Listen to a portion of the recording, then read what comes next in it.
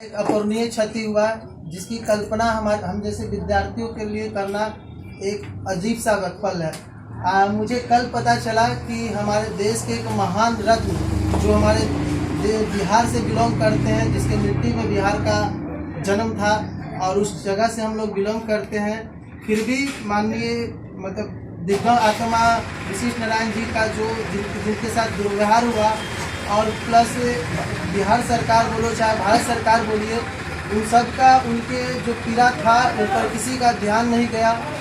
और तो और कि कितने दफ़ा उनको कभी प्लेटफॉर्म पे विचित्र अवस्था में, कभी किसी जगह पे गया। इस तरह के रत्नों को हमें और हमारे सरकार को संरक्षित कर उन्हें कुछ इलाज करना चाहिए, ताकि उनका उचित समय पर इलाज होता तो शायद हम उनका कुछ सदुपयोग होता। लेकिन सही समय पर उपयोग नहीं होने के कारण उनका आकस्मिक मृत्यु हुआ। फिर भी हम यही कहेंगे कि एक ऐसे महान आत्मा के प्रति हमारे दिल से बहुत ज़्यादा लगाव रहेगा। और जो भी हो, ये जो बिहार के सरकार उनके साथ जो भी किए, मेरा पर्सनल व्यक्तिगत रूप से उनसे काफ़ी दुखी हुआ।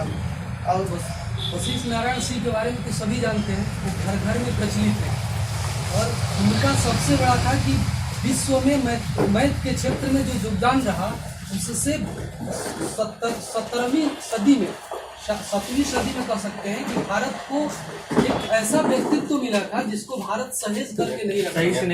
अगर उनको अपने देश में हम लोग उस तरह का व्यवस्था देते, क्योंकि सोचिए कि जो स्टूडेंट फर्स्ट ईयर में एडमिशन लेता है तो इसको यूनिवर्सिटी डिसाइड करती है कि आप थर्ड ईयर का एडमिशन लीजिए, तो वैसे व्यक्तित्व को भारत सहेज करके नहीं रखा।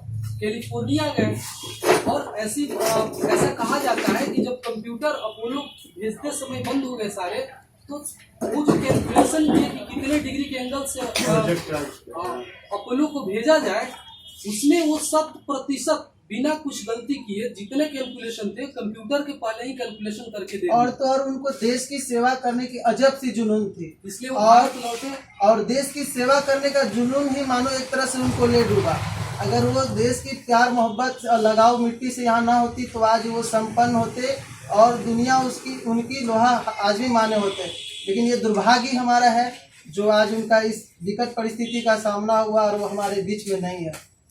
ऐसा स्थिति तो नहीं होना चाहिए था हमारे बीच, लेकिन इस बात का नकारा नहीं जा सकता। इसलिए हम लोगों को भी हमेशा प्रेरित रहना चाहिए कि हम लोग कभी भी देश में अपने जगह पे हो, चाहे बिहार का हो, कहीं भी ऐसे व्यक्ति मिले तो उनका सम्मान करें और जितना बन सकता है उनके प्रति कुछ मदद करने की भाव करें, ताकि उनका सही समय पर सही कुछ अच्छा हो और वो हमारे बीच में संरक्षित हमेशा के लिए रहे। ये बात सही है कि बिहार की मिट्टी से हीरे निकलते हैं। अफसोस इस बात की है कि जब रत्न हमारे पास होते हैं तो उनकी इज्जत और कदर नहीं होती है, जब वो चले जाते हैं तो लोग उन्हें सम्मान देते हैं। ये हमारे लिए बहुत अफसोस की बात है। इन सब चीज़ों पे परहेज करना चाहिए। हमारी सरकारें हों या हमारे आपस के जितने भी संबंध हो, हमें रत्नों की अपने खुद का ख्याल और देखभाल अच्छे तरीके से होनी चाहिए। जैसे कि उनके हॉस्पिटल में जिस तरीके से जानकारी मिल रही है वो बहुत ही दुखमय है, बहुत ज़्यादा ही दयनीय निंदनीय है। और भी हमने एक अनमोल रत्न खोए हैं और ऐसे अगर खोते जाए तो हमारी शिक्षा व्यवस्था भी शायद अच्छी न बन पाए। बिहार माना जाता है कि गणित के क्षेत्र में हर लोग आगे होते हैं, लेकिन इस तरीके से अगर किया जाए और इस पर ध्यान न दिया जाए, बजाय राजनीति के अगर शिक्षा व्यवस्था पर ध्यान दिया जाए तो एक बिहार अपने गौरवमय स्टेट को फिर से वापस पा सकता है।